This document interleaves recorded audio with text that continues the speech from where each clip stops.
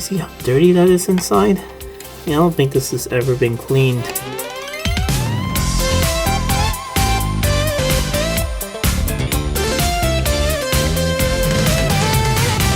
Welcome back to Living with a Classic, and if you're new to my channel, I hope you stick around and consider subscribing. I put out new videos every week on some Jaguar and classic car related content, like this 1991 Daimler XJ40 behind me. Been working on this car now over a couple videos here where I bought it, it's been sitting for a while. I mean, it's been on the road all the time like I mentioned, but hasn't really done anything the last couple of years, so I'm just doing a major service on it, going through everything, make sure it's good to go back on the road. In this video, we're going to finish that part of the major service so that I can go out and enjoy it a bit. There will, of course, be more things that I'm going to do in the future. I mean, I'm going to go through the fuel system in the future, change all those hoses, go through the fuel filter, and also change all the hoses and cooling system. But I'm still waiting on some of those parts for that. So I think in the meantime, I'm going to, get it out so it drives again. Also, so I can get other cars back into workshop because it's kind of blocking the entrance at the moment. So let's get over there and we'll have a look at the intake side now. We'll go through the air filter, remove everything up there and clean out some things and hopefully not find too much dirt and debris over there.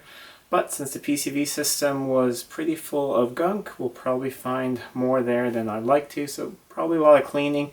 Then I'm going to put back all the ignition components again, replace some of those parts, and also put new hood struts on the car. So let's head over to the car and start getting everything ready again. So the next job I'm going to tackle is to change the air filter. It's very simple. It's just in this air filter housing over here with a couple of clips. It's a really quick job. However, because I found so much debris and gunk in here, I've cleaned that out and I've cleaned out the PCV pipe here and the other one as well. I thought while I have this off, I might as well remove the box. Might as well remove the airflow meter and everything here so I can have a look at the throttle body, because it's pretty common that there's a lot of gunk and dirt in there and it just won't run right and won't idle smoothly if that's dirty.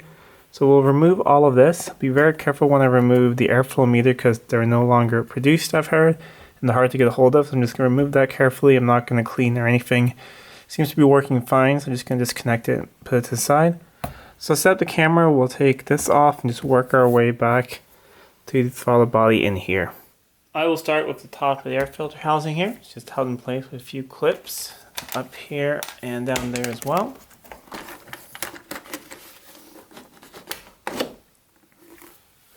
Now that's out of the way. Let's have a look at the filter. And that doesn't really look that dirty at all. But I mean, might as well change it when I have everything apart. I do have a new one. Was expecting that to look a lot worse, so that's really good. And the housing doesn't look too dirty inside as well. That shows up on camera. There's no cracks in it. Everything seems fine. So I'm going to clean this up as well so it looks nice when it comes back. So put this to the side now and then we can continue removing things along the way, all the way over to the throttle body.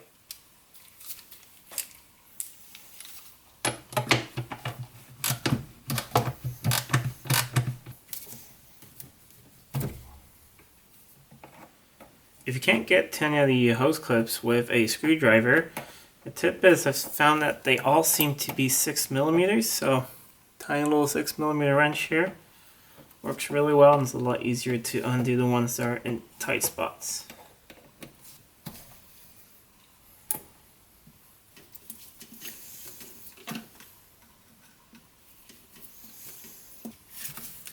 Okay, that clamp is loose now, so I should be able to get this whole big rubber elbow thing off. Be really careful, I don't want to break anything.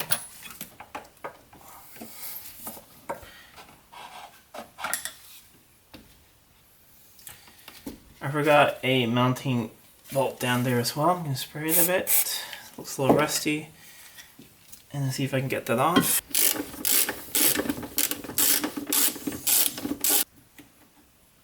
And there's a nut and washer. Once again, it's really great to have one of these little magnet tools. Now let's see if all of this is loose. Yes, it is. Move it a bit to the side so I can disconnect that connector over there.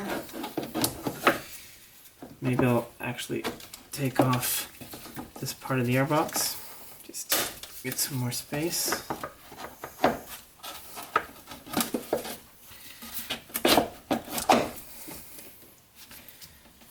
let me see.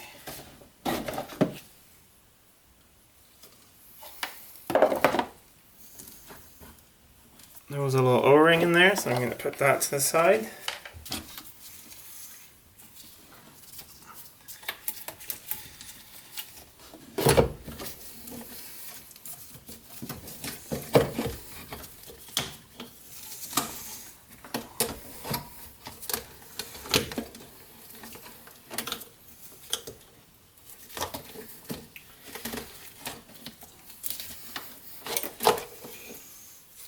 And success.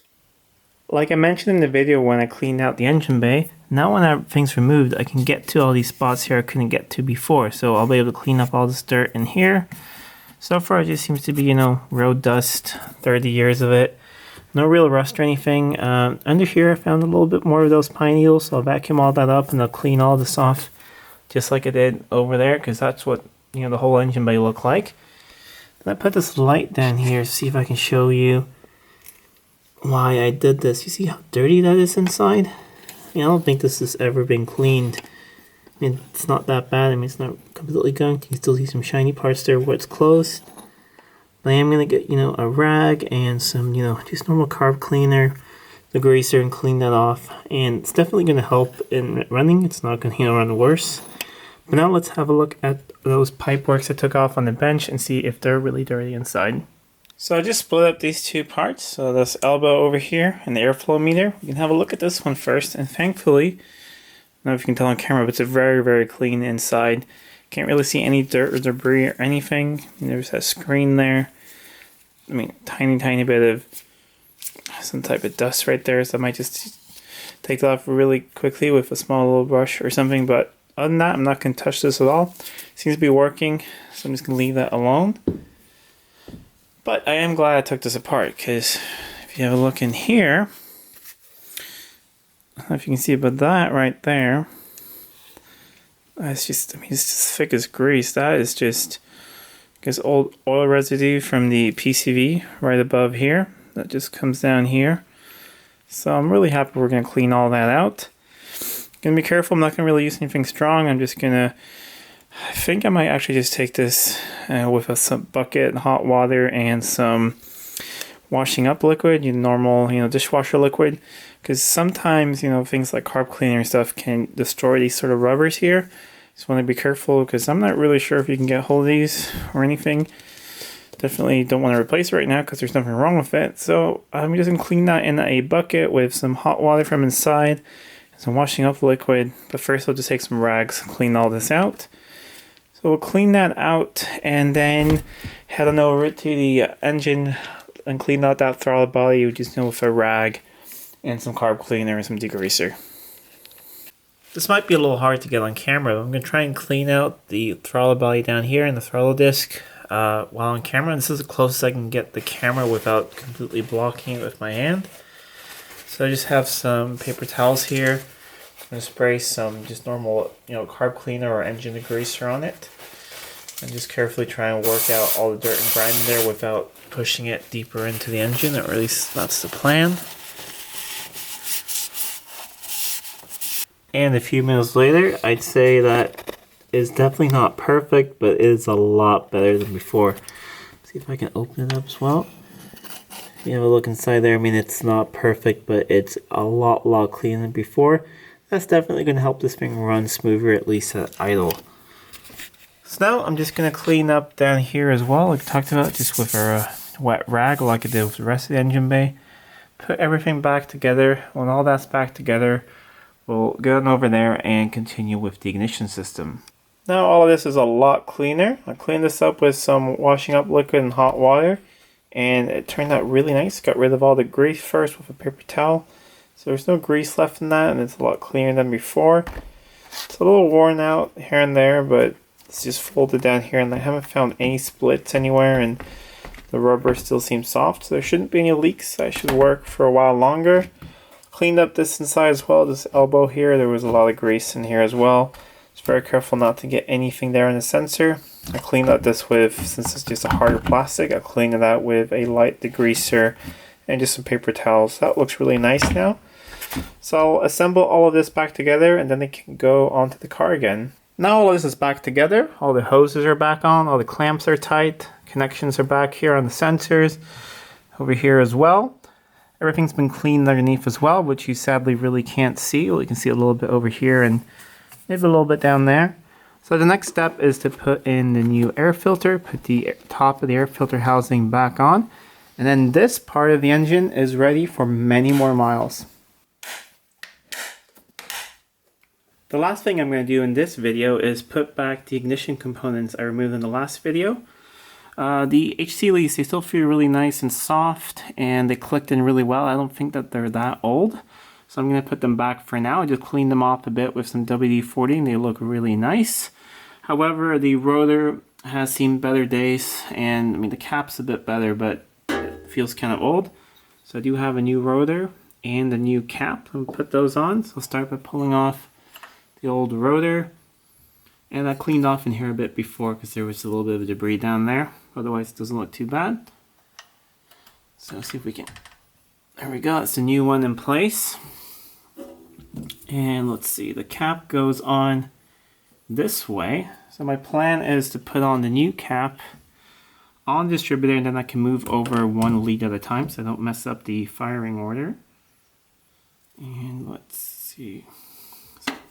There we go.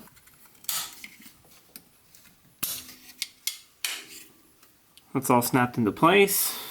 So that's how the cap goes. So yeah, we'll just start moving things over.